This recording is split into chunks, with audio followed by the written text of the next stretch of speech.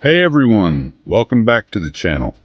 If you're new here, I'm your name, and today we're diving into one of the most powerful, heart-wrenching, and ultimately uplifting stories in the Bible, the parable of the Prodigal Son. I promise, by the end of this video, you'll look at this story in a way you've never thought about before.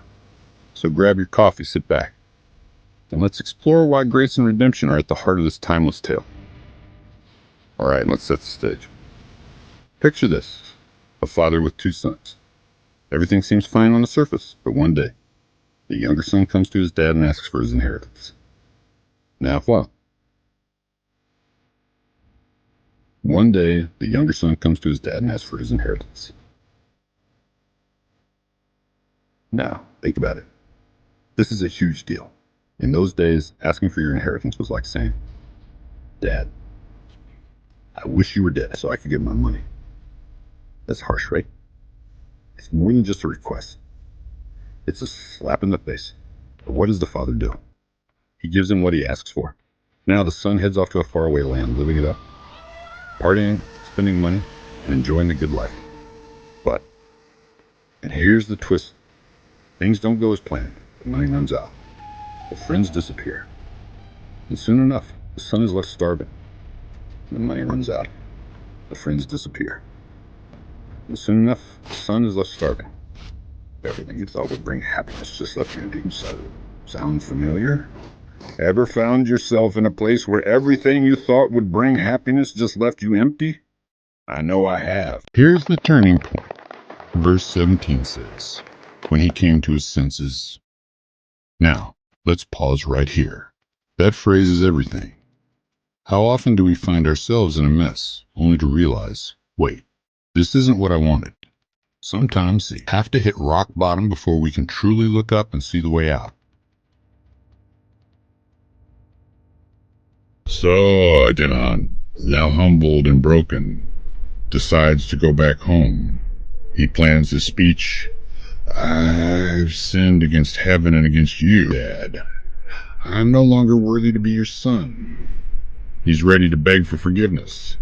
But when he's still far off, his father sees him coming. Dad does something absolutely shocking. The father runs to him, R-U-N-S. And in a culture where dignified men never run, this is totally illegal. But what if he won? Could his love for his son reign? Beauty of grace doesn't wait for perfect. Have everything together. I hate you where you are. When the father embraces the son, is still covered in dirt, shame, and regret. But the father says, "Bring the best robe, put a ring on his finger, and sandals on his feet. Celebrate." The son doesn't have to clean himself up first. It graces him. That's the essence of God's love. But here's where the story gets even deeper. The elder son, who's been working hard, doing everything right, every straight, here's the celebration gets tears. It's like, wait a second. I've been loyal and never turning me apart. Can you relate? The father responds, "Son, you are always with me, and everything I have is yours." We had to celebrate because your brother was lost and is now found. This is the moment we often miss. The parable isn't just about the son's return, but about the father's desire for both sons to understand his heart. Okay, let's take a step back. What can we learn from this parable?